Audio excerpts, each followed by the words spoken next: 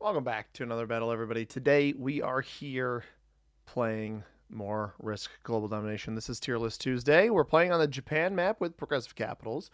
It is the series on the channel where we take a look at every single map in the game of Risk, stack them up against each other, and see how they pan out on a big old tier list. And today we're playing Japan. We've got some very interesting blizzards on the map today. I have this 4 here, which I think is probably where I end up going, even if blue caps directly next to me. Might go on this 5 here. Don't love the 5 for him. I actually think this 3 up here for him is pretty strong. He does go there. I control this entire back +3 off of this territory, and he's kind of boxed out. I am going to cap directly next to him. We might get turn 1 rolled. We have the 4 to play off of here if we need it.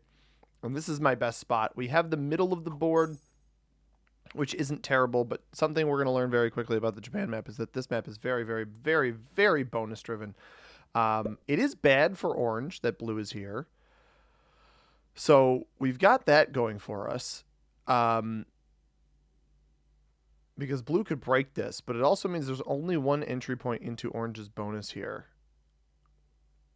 Now, if I'm orange, I think you, unless there's a lot of material here, I think you have to attack off of this too to take the material in here. Get as much of your troops back onto cap as possible. I don't love the way that orange went about taking that. Now, blue does go here. I think, like, very much a largest stack cap spot. We have an exit out to the right. We've got a little bit of an exit on the bottom if we need it. We are a 2-point card block extended, if you include blue's capital, 3-point, I guess, beyond that. Pink busts in over here, loses 3 on whatever they just hit. That might have been a turn 1 cap roll. It's not going to be a blue. Blue could roll a 13 on 7. I don't think that would be wise. I think that'd feed one of our capitals here over to... Oh, is he going to go right and then down? Yep. And group up here. Now, I don't know if anybody is on Okinawa Islands here. There could be somebody capped behind us. I'm hoping that red doesn't smoke my 4 back here, but we might lose this 4. But we have a natural 1-point card block because Nagasaki does not touch Kumamoto here.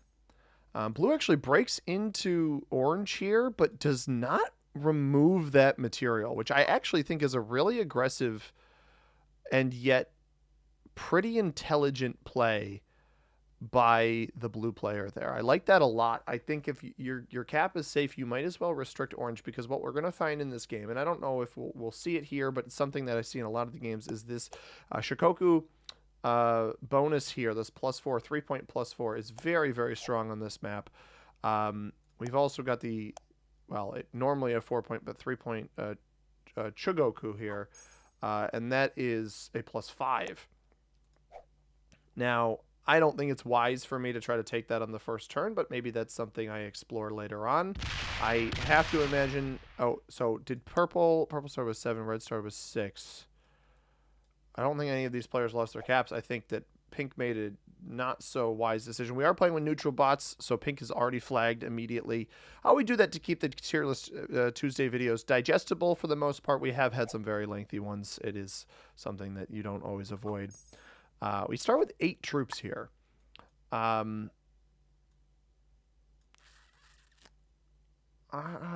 the 4 in, step back, see if anybody's capped on Okinawa Islands, and then chill. I think that's... Actually, you know what? I don't want to do that yet. I'm just going to take this card. I understand that this boxes myself out, but I'd rather a nice strong capital so that when I go back there, I can make a play and feel good about it. Orange likely takes his card off of me on this turn, I would think, or even an external position.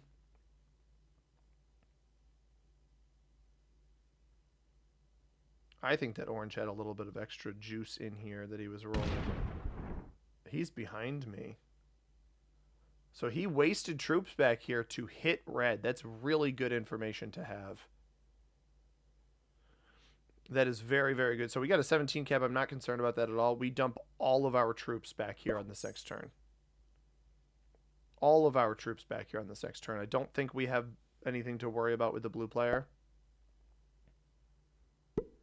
I think blue might even try to take this bonus, or maybe just take a card. I doubt he tries to roll the 2-on-1. Yeah, and that just comes back to cap. The big stack comes back to capital. That's fine. I anticipated something along those lines. We do not want orange existing back here. Leaves the 4 stacked on me. Doesn't try to revert which side it's on. Don't think I'm going to be able to group these 3s up. So this next turn is pivotal. This is a +3 back here in Ryukyu Islands. And it's a 1-point hold. And this is part of the reason why I capped here, right? Is my cap is a 1-point hold over this bonus back here because of the blizzard just south of Kumamoto here. Red fails the 3-on-1 there. That actually gives me the potential opportunity to group this material up here if we need to. If we get really, really good dice on orange, then we'll roll with it. But we are only going to start with 5 troops here. Now, purple already has a bonus. They have the Kanto +5 over there. And they could use that to potentially snowball this game. That is a little bit of a concern in this game is that somebody's going to potentially snowball this one. But maybe purple plays a little bit reserved, a little bit within himself. There's 3 of us capped over here. We don't know where the original pink cap is, but then there's also, I assume red is top right if I had to guess. So we're going to smoke through orange here, really inconvenience the orange player. We get perfect dice on that. And is he completely in here? He is. If I can get perfect dice on this. It's not perfect, but it's something. There's 2 there. We're bringing 3 back to cap. We got a 15 on cap here. And the bonus in the back. I don't think blue tries to roll a 21 on 15. I don't think that would be very wise. And orange is going to try to take this bonus back in here. Well, I don't think that's going to be beneficial to him. Or he doesn't know I'm even capped here. He leaves a 1 or a 2 there? I think blue's just going to break you back, pal.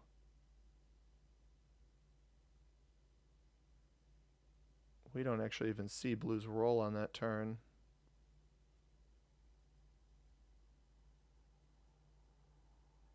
I don't think there's any incentive for me here not to just break blue over and over, or break orange over and over again. I mean, I guess maybe I get cap sacked, but if red's dealing with purple and blue's kind of just not getting enough to really compete with me, we're going to get 8 on this next turn, which isn't a ton.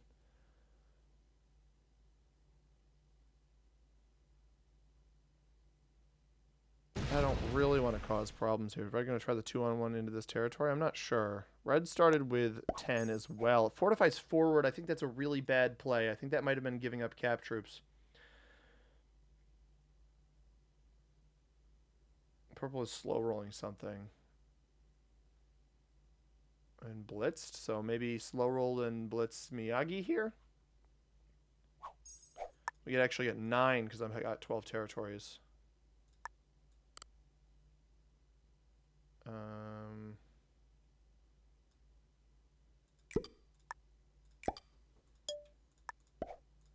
He did leave 2 here. There's no incentive to let orange hold here. There's really no reason for me to let him hold anything there. This is 1 there. He lost all of his material over there. And now he sees why I'm not letting him hold, because I have the pocket. He pisses away a bunch of troops. So I know that I frequently complain about the you can't hold a bonus, but I can type players. But it makes no sense for me to let orange. I'm last in the turn order, so I get the best trade. I get the 12 trade. Blue seemingly is committing troops away from cap now, which is good. And that allows me to kind of commit here into orange just off cap, come right down. All he's got to do is just eventually get enough to block this. But ideally, I'm setting myself up for a cap roll pretty soon. If blue bots, that actually makes this maneuver even more necessary because you would assume red puts pressure on purple if blue quits. I don't love players quitting. I think I've played with this Fate the Rich 30 player before. That name looks familiar. But this is at least showing you kind of how, with the blizzards on this map, you can get some very interesting pocket capitals. And blue does bot there. Now, again, it is neutral AI. You can see our settings here. We're playing. I'm over here, by the way, in case you can't tell, because I wanted to make sure you could see the action that was happening over there as red does break purple. So we're Capital Conquest on Japan. Auto setup, 6-second turn timer, progressive cards, balance, splits, dice. No rank restrictions, alliances, and portals are off. Fog and blizzards around. We're playing with neutral inactivity behavior. The purple player has been broken. Red is getting 16 troops, but I don't think red's that good, despite how many troops they're getting. I thought purple would try to break them, and they still might. Purple had back-to-back turns of 10. No, purple actually lost his cap on the turn before that. I didn't even notice that. Okay, that's good to know. Red could potentially snowball this game. I'm going to continue going into orange, though. Is blue still botted? Blue is still botted. How much attention do we think red is paying over here?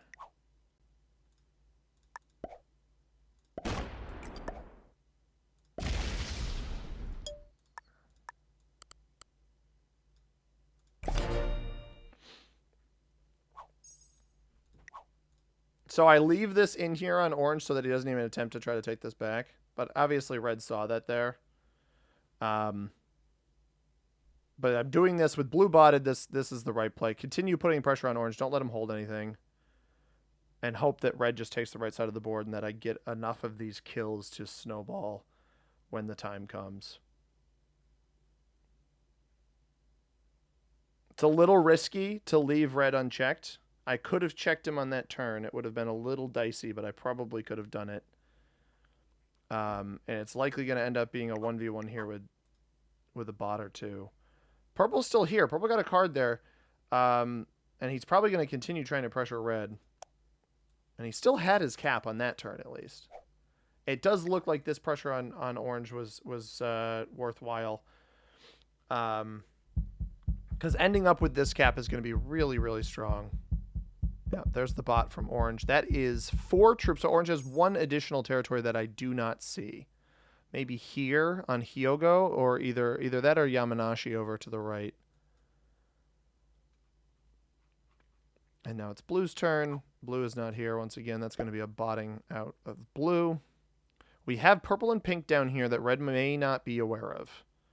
Got some chunks of blue that protect that. Red's only getting 7, so purple actually did some meaningful breaking on that last turn, all things considered, despite on one of those turns not having a capital. Because red was getting 16 the previous turn, so he lost both of those bonuses. He's just got, I believe he has both caps. Red does. But none of these bonuses. He might even have the pink cap. Purple might still have his own capital. So now that I've forced orange to bot out, which again, I don't love playing the force a player to bot out game, but I think that that's the right play, right? Either this player just sacks into me. That has an impact for sure. Purple is capless. Does he trade in? Yeah, I was going to say, interesting that you tried to place on there. Hits me. That's an attempt at survival.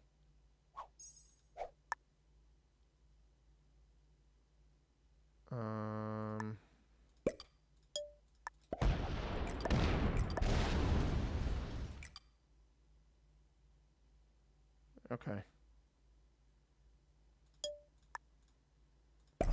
I didn't realize. I didn't think he was able to group that much up there. I also got terrible dice there. I lost 1 on all of those rolls. I would have rolled a 9 on 6. I'm not going to roll a 6 on 6.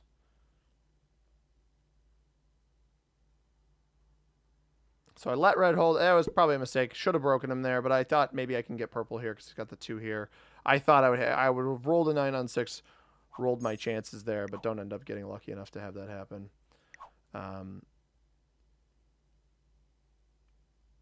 I'd rather just keep my cap strong. I don't actually want to hit this territory here because it's going to cost red more to have to chunk through a bunch of this stuff. I think red is going to get a bunch over here. Does he have all 3 bonuses?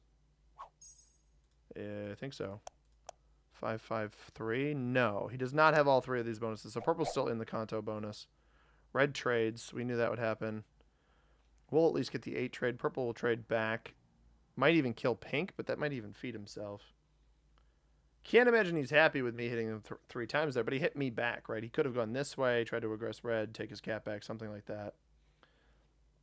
Now we might even get the luxury of red teeing us up for the orange kill. I mean, that's 4 cards there. If I can win this here. Red takes a bunch on the right-hand side. Doesn't really effectively defend himself.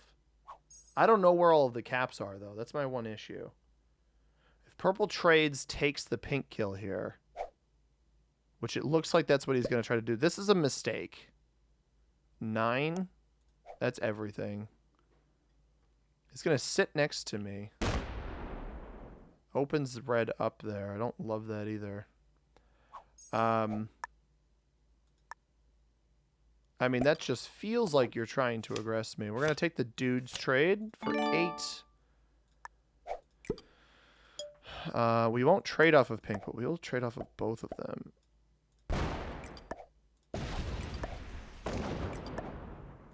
And red's been a little bit passive since controlling that board there. Is this purple? It is. That trades me. We'll get pink right after as well. Don't want to leave my cap overly undefended. Kyoto, Wakayama, Yaeyama Islands. I think I take Wakayama.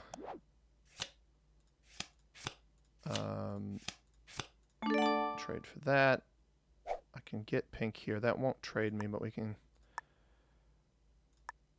potentially get through red here at least.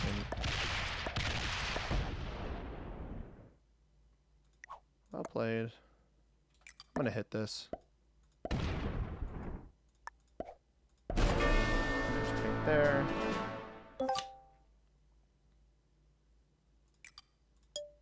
Eight comes back to cap. We are now a card ahead of red. And maybe red goes for orange here. So this cap here is not terrible. It holds some control. So we really have to focus our way through Niigata here. Purple's off the board. Pink's off the board. So if you guys are wondering, why did I make that move on orange? I thought orange might end up being a decent player. They're one of those players that knows how to do the Steam name thing that changes the color of their name. And I know that might be a little bit of metagaming. But I don't know. I just don't ever trust that those players aren't going to have some semblance of skill. And also, I mean, I had a guaranteed bonus behind my capital. Blue had botted.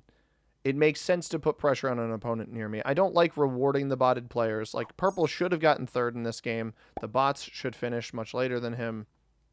Unfortunately, that's not what happens. Now, what's the right way to play this? Because we're not really exercising that much board control right now. I want him to hit orange. I think he's going to come hit me instead. Yeah. Which is fine. We've got a 7 as a point of contact up there. We have a trade on 4.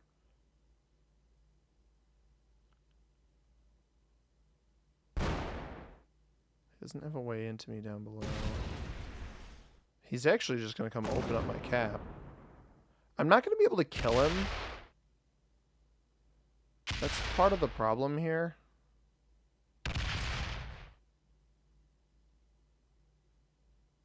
He doesn't open up my capital.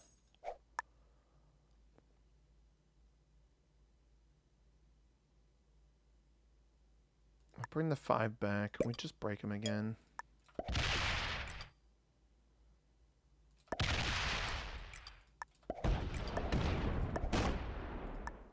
Don't want to open up the cap again.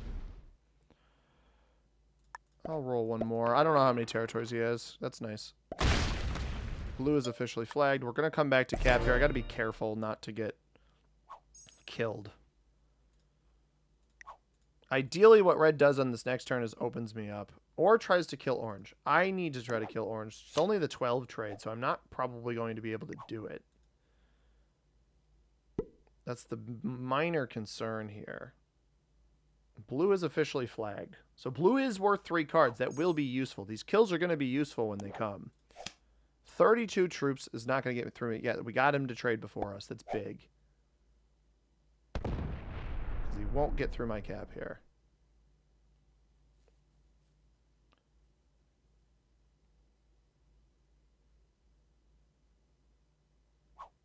He's going to sit on me. I don't think that's smart. Orange is flagged. Match him. He won't have a trade.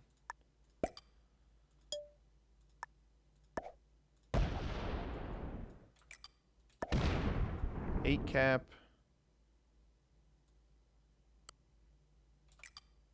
He has 3, right? Double 8 caps back there.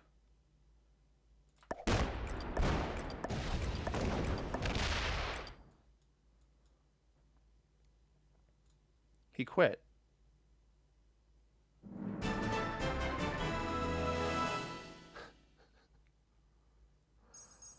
That's the problem with normal. I don't know. He's like, I got second place. I'm not going to fight this guy anymore. All right. I would record another one of these guys. I unfortunately don't have a ton of time. I think this is a funny result. Sometimes you just impose that kind of threat on a player.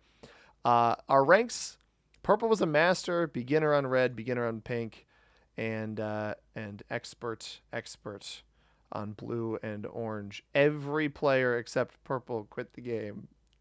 You can't always get a successful game. I hope you guys can at least find the humor in this one, and I'll still rate the map. I think Japan. Let me get over to our other monitor here, and I'll give you guys some of the stats because I showed the bonus values, but I didn't run through them super well.